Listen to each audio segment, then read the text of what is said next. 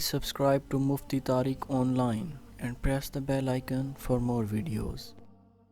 السلام علیکم ورحمۃ اللہ۔ محمد اعزلان وسیر یہ بھائی سوال کرتے ہیں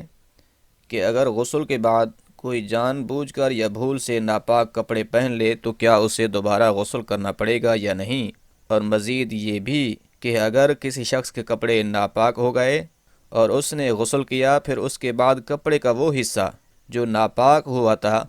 صرف اسے نچوڑ کر ہی دھو لیا، باقی کپڑا نہیں دھویا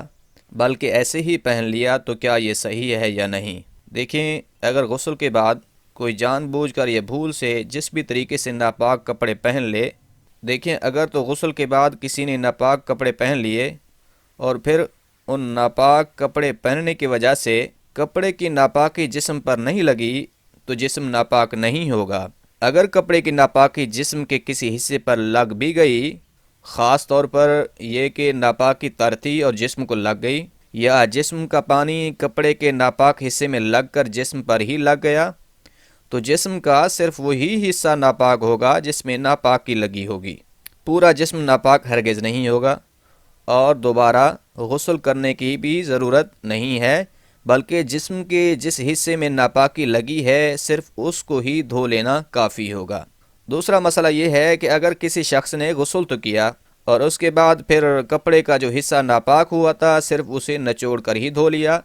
باقی کپڑا نہیں دھویا بلکہ ایسے ہی پہن لیا، تو کیا اس سے اس کا جسم جو ہے وہ ناپاک ہوگا یا نہیں؟ تو اس کا جواب یہ ہے کہ اگر اس نے ناپاک کپڑے کا صرف ناپاک حصہ ہی دھویا، باقی حصہ نہیں دھویا، پھر اس کے بعد وہ کپڑا پہن لیا، تو اس میں کوئی حرج نہیں ہے، کیونکہ شریعت کا حکم ہی یہی ہے کہ جب کپڑا ناپاک ہو جائے تو صرف اس کا ناپاک حصہ ہی دھو لینا کافی ہو جاتا ہے، لیکن اس میں احتیاط یہ کرنی ہے کہ اس حصے کو 3 مرتبہ اچھے طریقے سے زور سے نچوڑ دیا جائے تاکہ جو ناپاکی کی غلاظت ہے وہ اچھے طریقے سے صاف ہو جائے۔